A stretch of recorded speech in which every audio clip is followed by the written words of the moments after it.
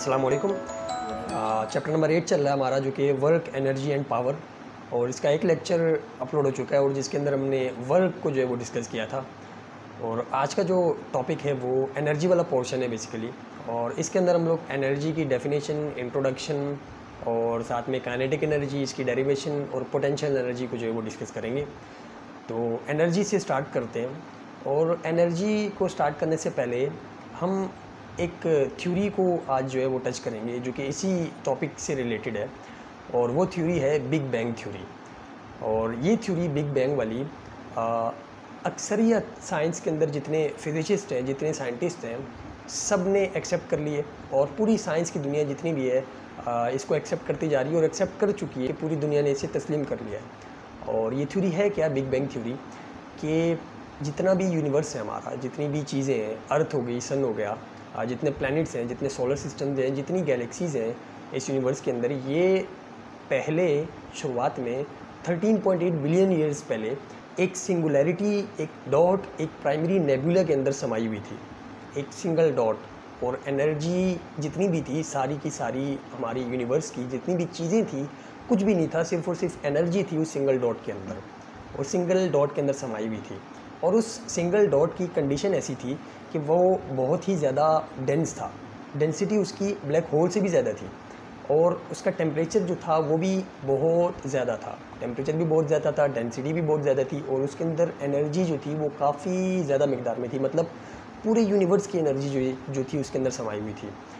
तो एक दिन क्या हुआ कि उस डॉट के अंदर, उस प्राइमरी नेबुला के अंदर बिग बैंग हुआ, धमाका हुआ। और उस धमाके से क्या हुआ कि ये जो एनर्जी थी ये फैल गई और मुख्तलिफ़ चीज़ें उस एनर्जी से जो है बनी। ये जितने प्लैनेट्स बने, जितनी भी चीज़ें बनी, और सन्स बने, स्टार्स बने, ये जो है उस एनर्जी से जो है बने। मतलब वो एनर्जी जो है वो कन्वर्ट होकर ये सब चीज़ें बनी। तो एनर्जी जो थी वहाँ से आई, मतलब पहले शुरू में वहाँ पे थी। और उससे पहले क्या था किसी को नहीं पता।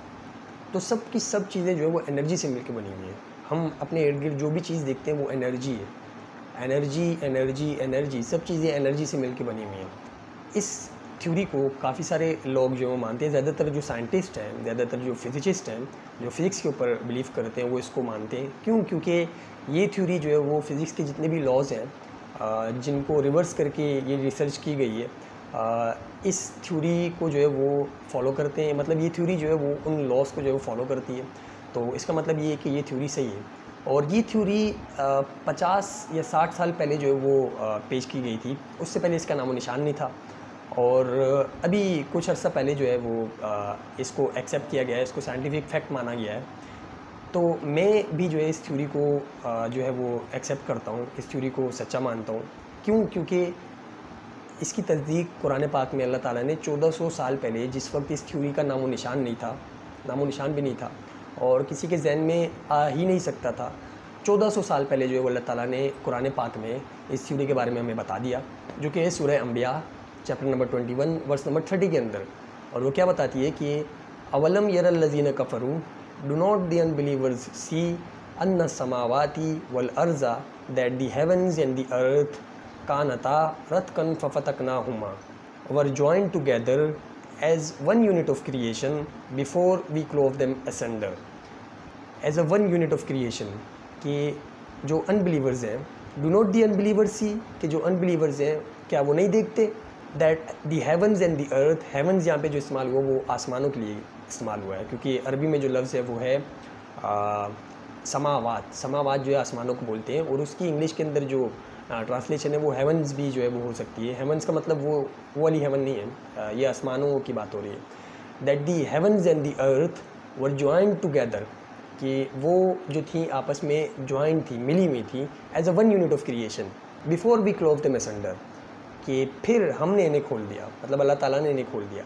तो एज अ मुस्लिम जो है वो हमारा इस थ्योरी के ऊपर, मेरा इस थ्योरी के ऊपर जो है वो बिलीव है कि ये सच्ची है, क्योंकि इसकी तस्दीक जो है वो कुरान ने 1400 साल पहले कर दी थी।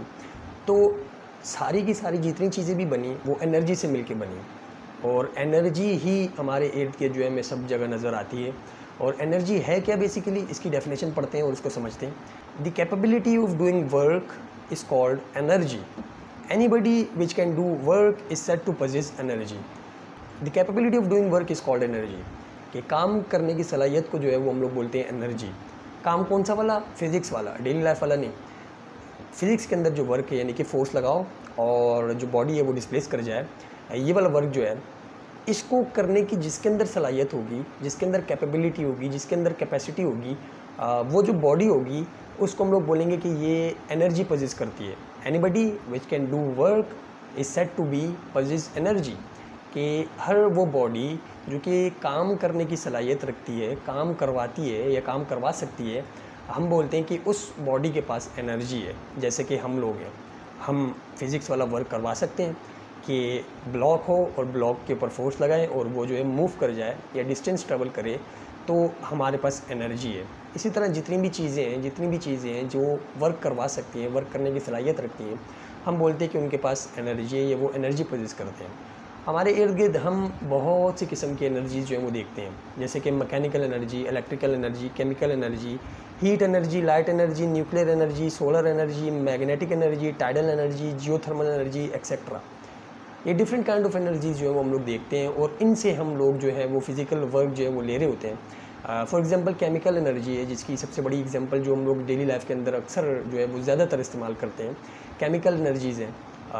केमिकल एनर्जीज़ के अंदर जो है वो ऑयल आता है। ऑयल के अंदर काफ़ी सारे फ्रैक्शंस हैं, पेट्रोल, डीजल वगैरह, और कोल है, कोयला, जिससे हम लोग जो है वो वर्क करवाते हैं, और इसी तरह जो है वो गैस है।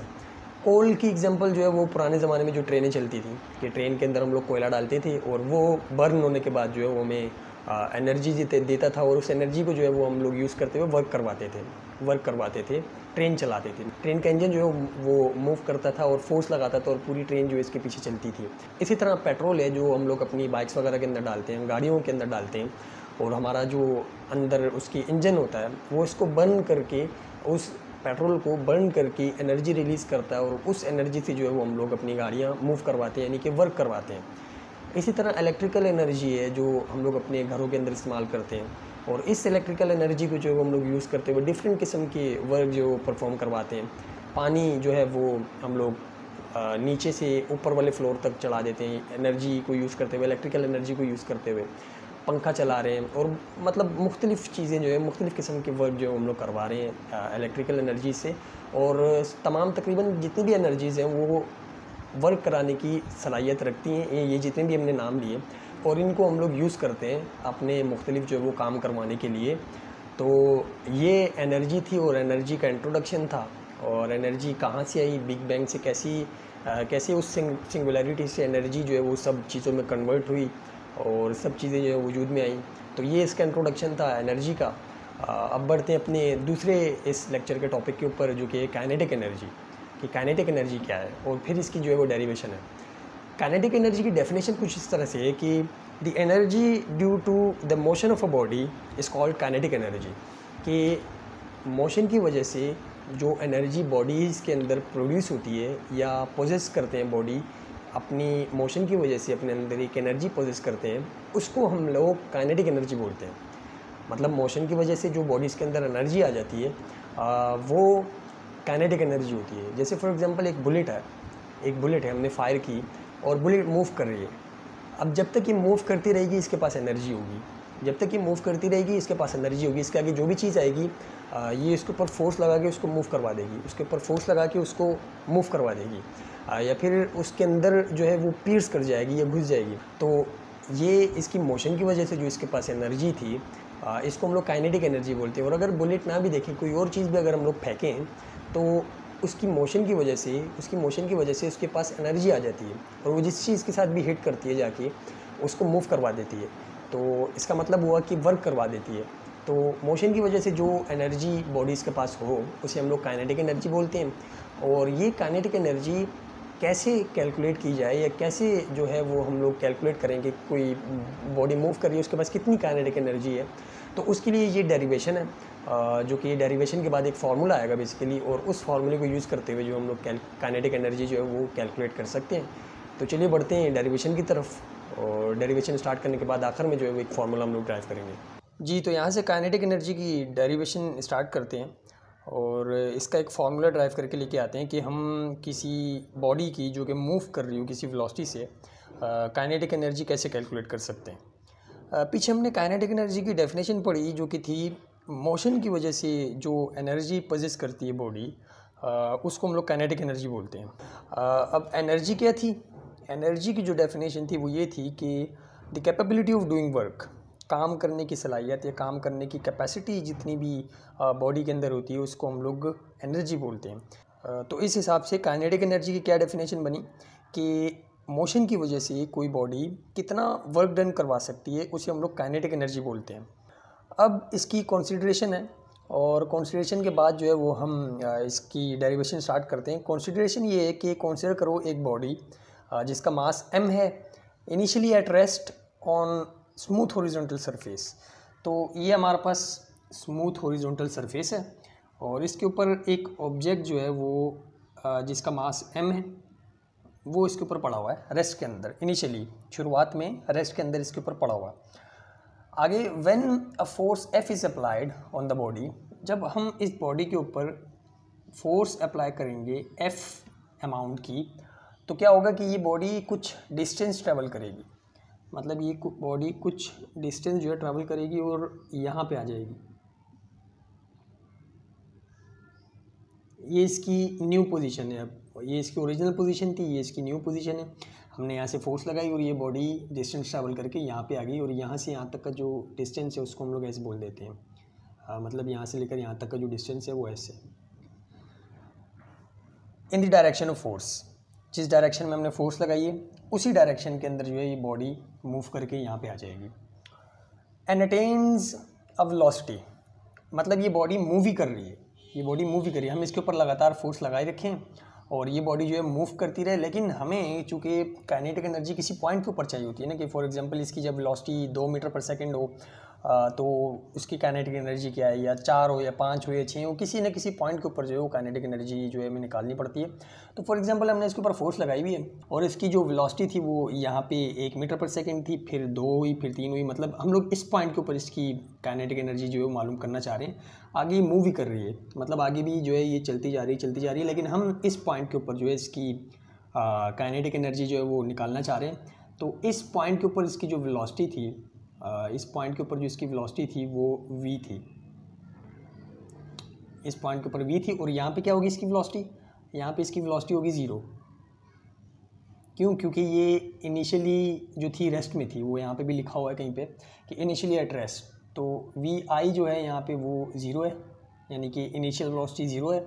और जो फाइनल वेलोसिटी है जो कि यहाँ पे इन्होंने बताया है कि फोर्स लगाने के बाद जो इसने वेलोसिटी अटेन की है वो v है। तो इसका मतलब vf यानी कि फाइनल वेलोसिटी जो है वो v के इक्वल है, उसका अमाउंट जो है वो हम लोग v ले रहे हैं।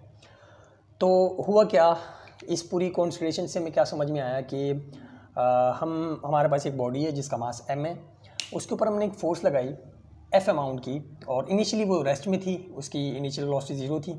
हमने इसके ऊपर फोर्स लगाई और ये बॉडी जो है वो यहाँ से मूव करके यहाँ पे चली गई और इसने s डिस्टेंस जो है वो ट्रैवल किया है और यहाँ तक जो इसकी स्पीड थी, जो इसकी क्या बोलते हैं वेलोसिटी थी, वो v हो गई। फाइनल वेलोसिटी जो है वो v बन गई।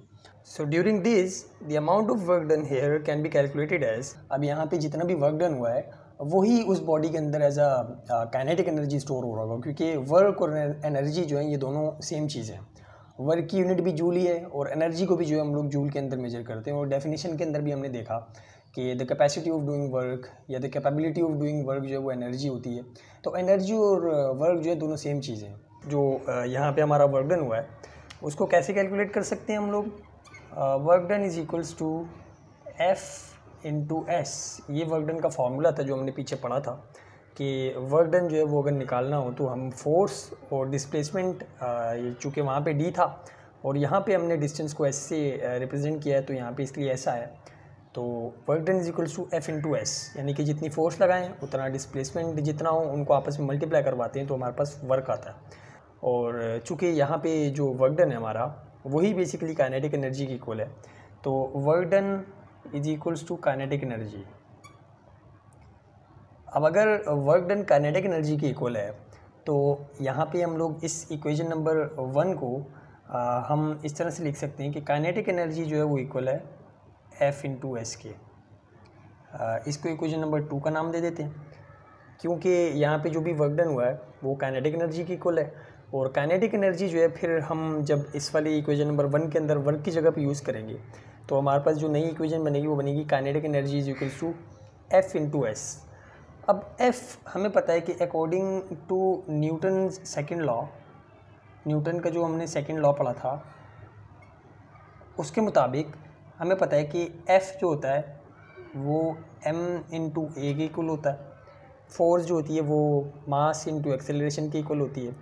और जो ये डिस्टेंस है अगर इसकी वैल्यू निकालें तो हमें पता है कि according to third equation of motion, जो हमने थर्ड इक्वेशन पढ़ी थी ऑफ मोशन की, वो क्या थी, 2as equals to v f square minus का वी आई स्क्वायर। अब इस वाली इक्वेशन के अंदर हम लोग अगर वैल्यूज़ पुट करें वी एफ़ की और वी आई की, जो कि हमें पता है वी आई 0 है और वी एफ़ जो है वो वी के इक्वल है, तो हमारे पास जो इसका फार्मूला आएगा, जो इसकी एस की वैल्यू आएगी वो आएगी वी स्क्वायर, जो कि वी एफ़ है। वी एफ़ यहाँ पे वी थी तो यहाँ पे हमने वी डाल दिया, माइनस वी आई का स्क्वायर, वी आई यहाँ पे 0 है तो हम लोग यहाँ पे 0 का स्क्वायर डाल देंगे।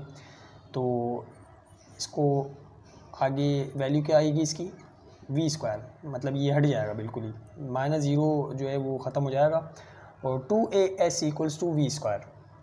अब अगर यहाँ से s की वैल्यू निकालें जो कि हमें इसके लिए चाहिए, f की तो वैल्यू यहाँ से आ जाएगी, ये f की वैल्यू है। s की वैल्यू निकालें तो s की वैल्यू कैसे निकलेगी, s लेफ्ट हैंड साइड पे है और इसके साथ 2 और a जो है वो मल्टीप्लाई हो रहा है, और जब ये 2 और a इज़ इक्वल टू का साइन क्रॉस करेंगे और उस तरफ जाएंगे राइट हैंड साइड पे, तो जो पूरी राइट हैंड साइड है उससे डिवाइड हो जाएंगे, जो कि वी स्क्वायर है। चूँकि हमें s की वैल्यू चाहिए इसलिए हम लोग s को अकेला कर रहे हैं, तो s की जो वैल्यू आएगी वो आएगी वी स्क्वायर अपॉन 2a।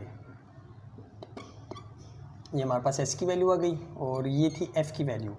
अब इन दो वैल्यूज़ को अगर हम लोग इक्वेशन नंबर 2 के अंदर पुट करें, जो कि ये वाली इक्वेशन है, तो ये वाली इक्वेशन क्या बन जाएगी, इक्वेशन नंबर 2 जो है वो बन जाएगी kinetic energy is equals to force की वैल्यू जो कि एम ए के इक्वल है, तो m इंटू ए, ये फोर्स की जगह पे आ गया।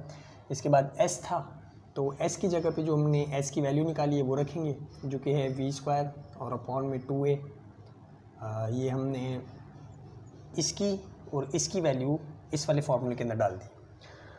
अब इसको अगर हम लोग सॉल्व करें तो ये जो a है ये और ये a है, ये कट जाएंगे आपस में, क्योंकि एक न्यूमरेटर में है और एक जो है वो डिनोमिनेटर में है। और इसको काटने के बाद हमारे पास जो चीज़ बचेगी नीचे, वो बचेगी kinetic energy is equals to m v square और अपॉन में 2, एम वी स्क्वायर और अपॉन में 2। और अगर इसको हम लोग जनरल वे में लिखें, जिस तरह से इसको लिखने का तरीका है जो बुक के अंदर जिस तरह से लिखा हुआ है और दीगर जगहों पे भी आपको मिलेगा, तो kinetic energy is equals to, इस 2 को हम बाहर निकाल के लिख रहे हैं 1/2 इंटू एम वी स्क्वायर। अब आप जब m और v स्क्वायर को 1 से मल्टीप्लाई करवाएंगे तो दोबारा से यही चीज़ बनेगी। हमने इसको इस तरह से इसलिए लिखा क्योंकि ये इसका जनरल वे है लिखने का। कहीं भी आप इसका फार्मूला देखेंगे काइनेटिक एनर्जी का तो इसी तरह से लिखा हुआ मिलेगा। उसको आप इस तरह से भी लिख सकते हैं, लेकिन जो जनरल तरीका है या जो बुक्स वगैरह के अंदर लिखा होता है वो है। तो ये हमारे पास फाइनल काइनेटिक एनर्जी का फार्मूला है।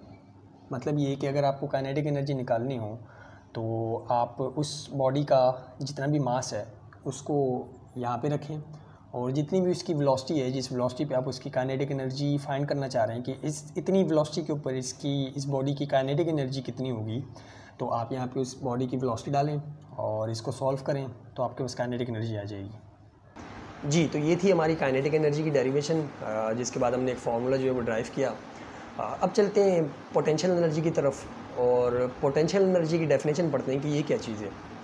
Potential energy of a body is the energy possessed by it by virtue of its position, कि वो एनर्जी जो किसी बॉडी के अंदर उसकी पोजीशन की वजह से जो है वो आए, पोजीशन की वजह से उसके अंदर एनर्जी स्टोर हो, उसको हम लोग पोटेंशियल एनर्जी बोलते हैं। जैसे पिछली वाली मोशन की वजह से थी काइनेटिक एनर्जी, और ये वाली जो है ये पोजीशन की वजह से। पोजीशन मतलब कि ग्राउंड से या ज़मीन से कितनी पोजीशन के ऊपर वो पड़ा हुआ है और उस पोजीशन की वजह से जो एनर्जी उसके अंदर स्टोर हो रही है उसको हम लोग पोटेंशियल एनर्जी बोलते हैं। पोटेंशियल का लफ्ज़ जो है ये अगेंस्ट द फील्ड के भी काम आता है, जो कि आगे हम लोग इसकी जब एग्जांपल लेंगे तो देखेंगे। Work done against the field, ये पोटेंशियल यहाँ पे जो इस्तेमाल हो रहा है फिजिक्स के अंदर आगे भी इस्तेमाल होगा। तो पोटेंशियल जो लफ्ज़ होता है वो work done against the field के भी काम होता है। तो पोटेंशियल का जो एक और मतलब है वो work done against the field भी है। तो ये कॉन्सेप्ट है जो कि शायद आगे भी आपको काम आ जाए, जो कि हम लोग इसके अंदर देखेंगे भी कि work done against the field ही होता है जो पोटेंशियल एनर्जी होती है। अभी सिंपली जो इसकी डेफिनेशन है वो ये है कि पोजीशन की वजह से जो भी एनर्जी किसी बॉडी के अंदर स्टोर हो, या जो भी एनर्जी कोई बॉडी पजेस करे, उसे हम लोग पोटेंशियल एनर्जी बोलते हैं। अब इसकी एग्जांपल लेते हैं कि फॉर एग्जांपल ग्राउंड से हम एक ब्लॉक या फिर एक ब्रिक जो है वो उठा रहे हैं और उसको उठा के ऊपर की तरफ हाइट के ऊपर लेके जा रहे हैं और एक हाइट के ऊपर हमने उसको जाके रोक दिया। अब ज़मीन से जितनी भी हमने पोजीशन उसके ऊपर उठाई है, या जितनी भी हाइट उसके ऊपर हमने उठाई है, हमने क्या किया कि वर्क डन किया against the field, work done against the field किया। कैसे कि जो फील्ड है यहाँ पे वो कौन सी है, ग्रेविटेशनल फील्ड है, मतलब वेट की फोर्स है या फिर ग्रेविटेशनल फोर्स है जो कि नीचे की तरफ लग रही है, उसकी जो फील्ड है वो नीचे की तरफ आ रही है, टुवर्ड्स द अर्थ आ रही है। तो हमने क्या किया कि ब्लॉक को उठाया और उसके ऊपर वर्क डन किया अगेंस्ट द फील्ड, मतलब ये कि ऊपर की तरफ फोर्स लगाई, और वो जो ब्रिक थी, जो ईंट थी, वो भी ऊपर की तरफ गई और क्या बोलते हैं उसने डिस्प्लेसमेंट ऊपर की तरफ ट्रेवल किया और कुछ हाइट जो है वो हमने उसको दे दी।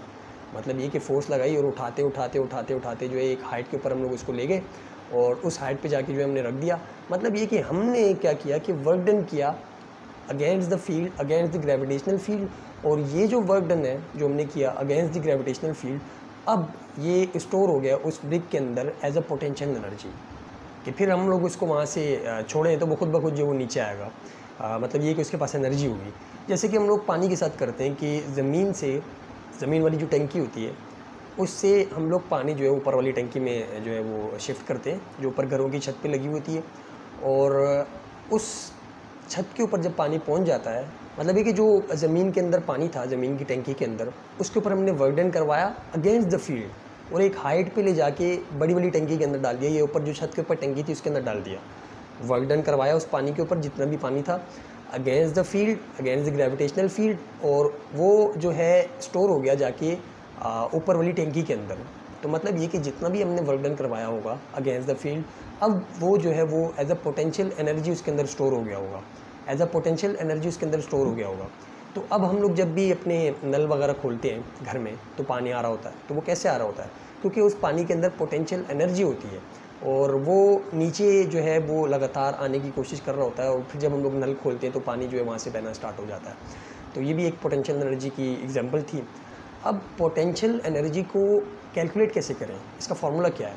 तो इसका फार्मूला ये है कि potential energy is equals to mgh। अब यहाँ पे अगर हम लोग देखें गौर से तो mg जो है वो वेट के बराबर है और साथ में h जो है वो मल्टीप्लाई हो रहा है, यानी कि डिस्प्लेसमेंट या फिर डिस्टेंस जो है वो मल्टीप्लाई हो रहा है। वेट फोर्स है और हाइट जो है वो डिस्प्लेसमेंट है या फिर डिस्टेंस है। तो वेट यानी कि फोर्स इनटू डिस्प्लेसमेंट फिर से वर्क डन बनता है। तो इसलिए हमने बोला था कि work done against the field जो है, यानी कि जो भी हम लोग फील्ड के अगेंस्ट वर्क करवाते हैं वही पोटेंशियल एनर्जी के तौर पे स्टोर होता है बॉडीज़ के अंदर। और यही इसका फार्मूला भी है कि potential energy is equals to mgh, मतलब जितना भी मास है ऑब्जेक्ट का और ग्रेविटी के साथ उसको मल्टीप्लाई करवाओ जो कि 9.8 है, एक्सेलरेशन ड्यू टू ग्रेविटी, और जितनी हाइट पे उसको लेके गए हैं, मतलब कि 10 मीटर की हाइट पे लेके गए, 15 मीटर की हाइट पे लेके गए, उसको इस फार्मूले के अंदर डालो तो आपके पास पोटेंशियल एनर्जी आ जाएगी जितनी उस बॉडी के अंदर स्टोर हुई वो होगी। तो ये थी पोटेंशियल एनर्जी। और इसी के साथ जो है आज का जो लेक्चर था वो ख़त्म हुआ, जिसके अंदर हमने एनर्जी का इंट्रोडक्शन, इसकी डेफिनेशन और साथ ही साथ काइनेटिक एनर्जी और पोटेंशियल एनर्जी जो वो हमने डिस्कस की। तो आज के लिए इतना ही, मिलते हैं अगली वीडियो में, तब तक के लिए अल्लाह हाफिज़।